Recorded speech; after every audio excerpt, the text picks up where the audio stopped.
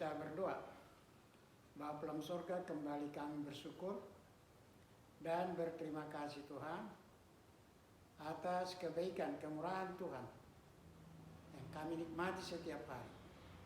Bapa dalam surga, kami mau mendengar firman-Mu, berfirmanlah Engkau. Kami telah siap mendengar. Dalam nama Tuhan Yesus kami telah berdoa dan mengucap syukur. Amin. Saudara yang dikasihi Tuhan Yesus, nats renungan diambil dari Lukas 18 ayat 18 sampai dengan 25. Demikian firman Tuhan. Orang kaya sukar masuk kerajaan Allah. Ada seorang pemimpin bertanya kepada Yesus, katanya, "Guru yang baik, apa yang harus aku perbuat untuk memperoleh hidup yang kekal?" Jawab Yesus, "Mengapa kau katakan aku baik? Tak seorang pun yang baik selain daripada Allah saja. Engkau tentu mengetahui segala perintah Allah. Jangan berzina, jangan membunuh, jangan mencuri, jangan mengucapkan saksi dusta, hormatilah ayahmu dan ibumu." Kata orang itu, "Semuanya itu telah kuturuti sejak masa mudaku." Mendengar itu Yesus berkata kepadanya, "Masih tinggal satu hal lagi yang harus kau lakukan. Juallah segala yang kau miliki dan bagi-bagikanlah itu kepada orang-orang miskin. Maka engkau akan beroleh harta di sorga. Kemudian datanglah kemari dan ikutlah aku." Ketika orang itu mendengar perkataan itu, ia menjadi amat sedih sebab ia sangat kaya. Lalu Yesus memandang dia dan berkata, "Alangkah sukarnya orang yang beruang masuk ke dalam kerajaan Allah. Sebab lebih mudah seekor unta masuk melalui lubang jarum daripada seorang kaya masuk ke dalam kerajaan Allah." Demikian firman Tuhan. Saudara yang dikasihi Tuhan Yesus, tema renungan, hati seorang pengikut Yesus. Saya ulangi, tema renungan, hati seorang pengikut Yesus. Saudara yang dikasihi Tuhan Yesus, Alkitab terdiri dari Perjanjian Lama dan Perjanjian Baru.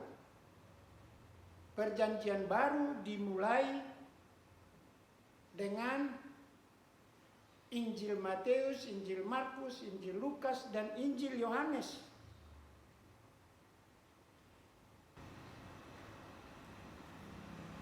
Tiga dari empat Injil ini, yaitu Injil Matius, Injil Markus, Injil Lukas, disebut Injil sinoptis. Kata sinoptis berasal dari bahasa Yunani yang artinya melihat bersama. Arti harafiahnya dilihat bersama.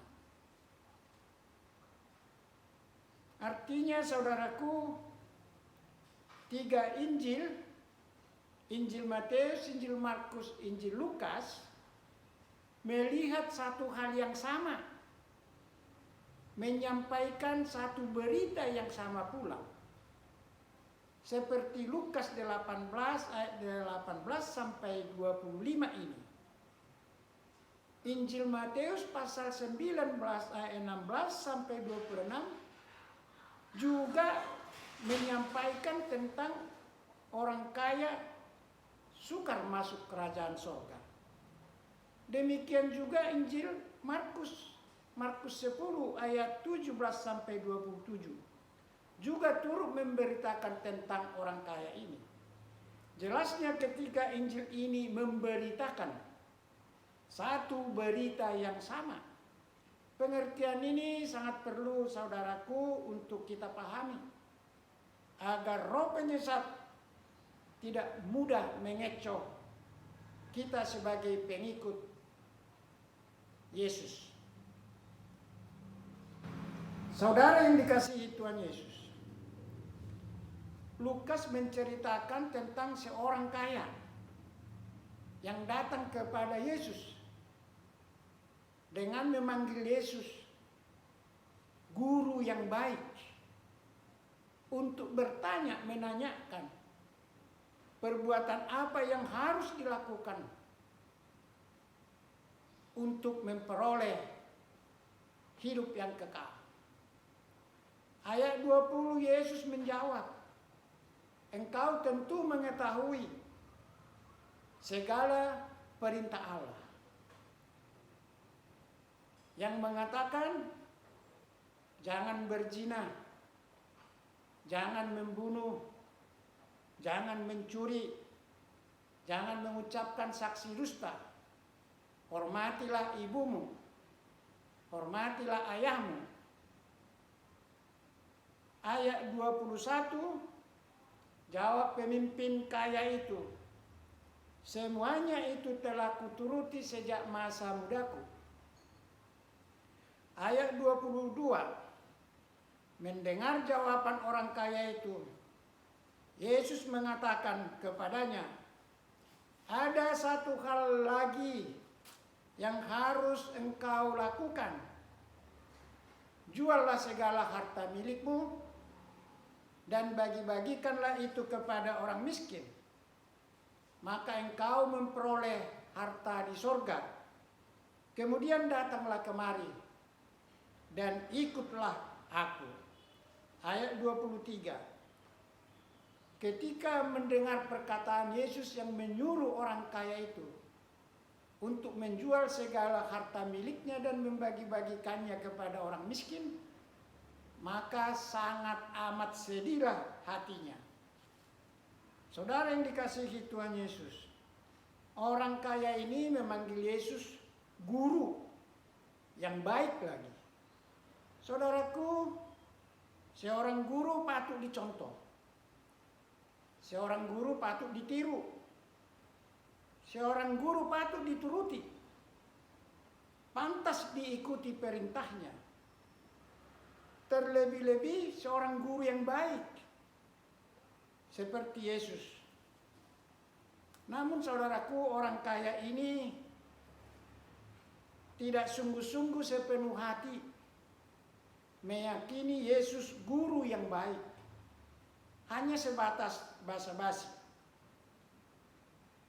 Saudaraku, jika orang kaya ini meyakini dengan sepenuh hatinya bahwa Yesus guru yang baik, tentu orang kaya ini akan menuruti setiap permintaan Yesus tanpa ragu-ragu, walaupun hanya sedikit. Tetapi apa yang dapat kita lihat, saudaraku, apa yang terjadi tentang orang kaya ini? Orang kaya ini tidak menuruti apa yang dikatakan Yesus yang dipanggilnya sebagai guru yang baik untuk menjual harta miliknya dan untuk membagi-bagikannya kepada orang miskin.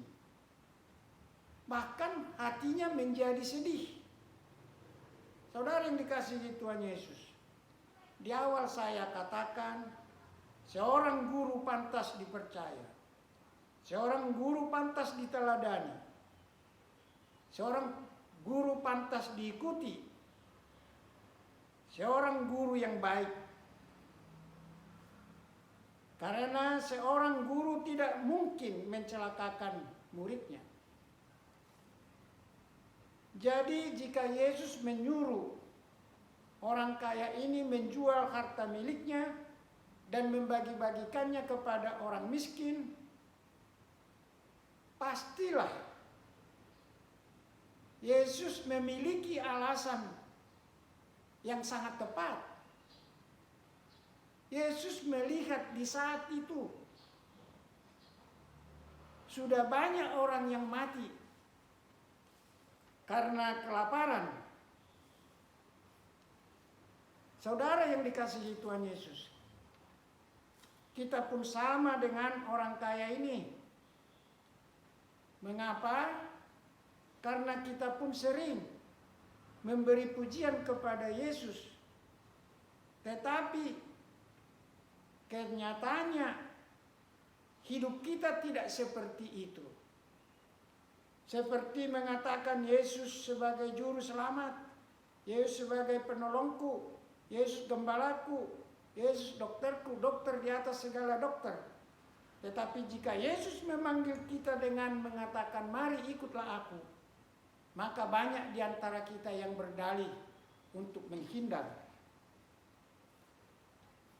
Saudara yang dikasihi Tuhan Yesus, maaf saudaraku jika saya mengatakan bahwa banyak orang datang kepada Yesus hanya mengharapkan berkat-berkat yang akan diberikan Yesus, tetapi tidak siap untuk mengikut Yesus dan memikul salibnya. Saudaraku, di saat seseorang pengikut Tuhan membutuhkan pertolongan, datang kepada Yesus, sering memberi pujian kepada Yesus.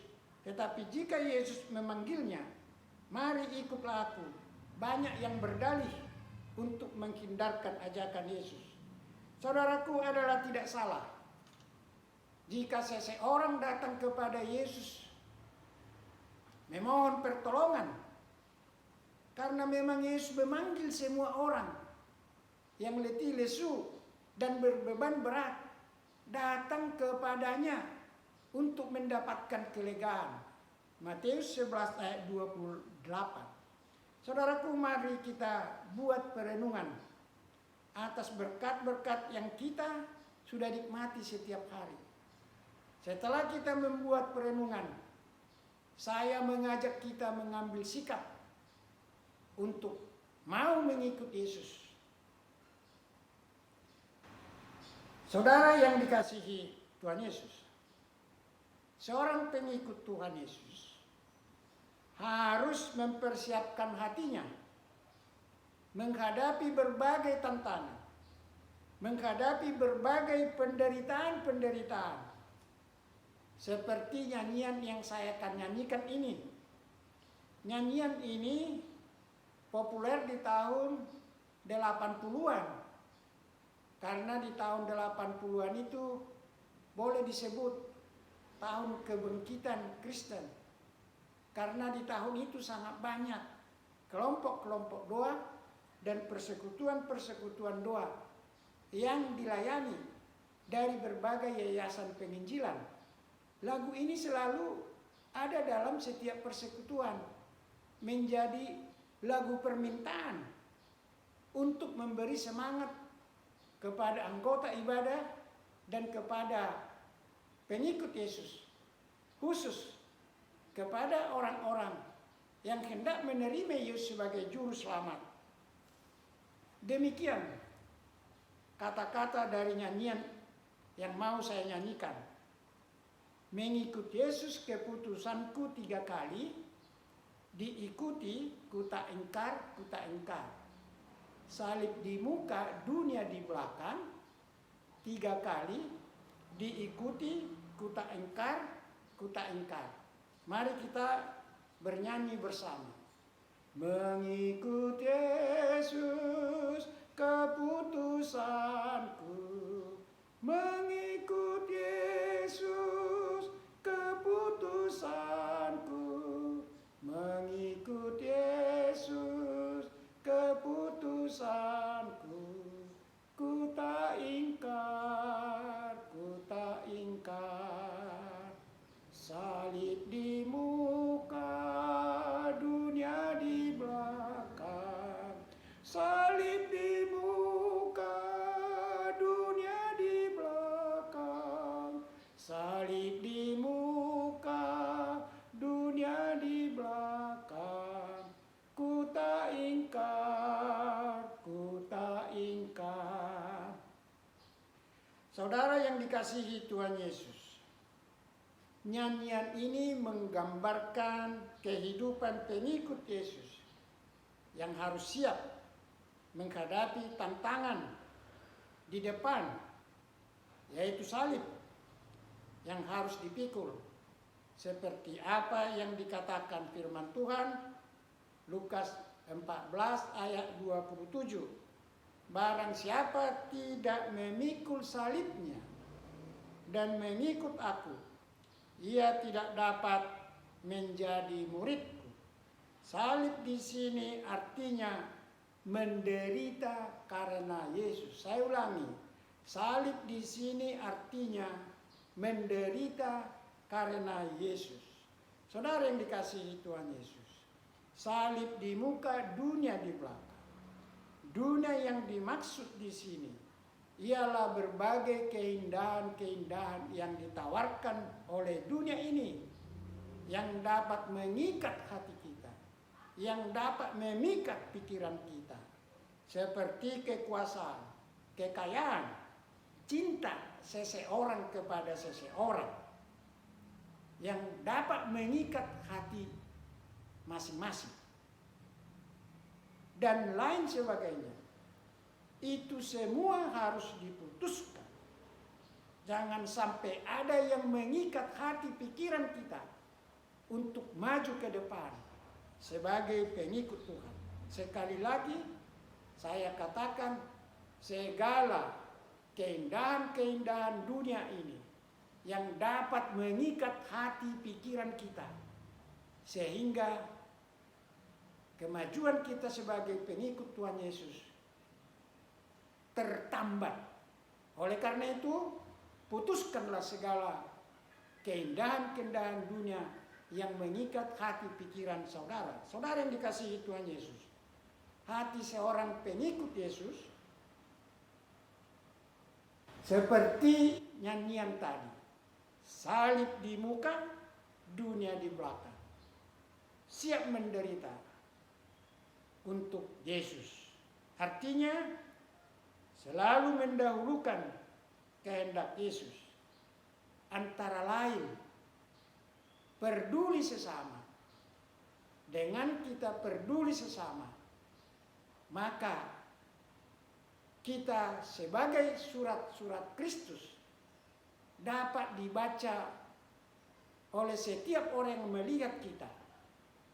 2 Korintus 3 ayat 3. Amin. Tuhan berkati.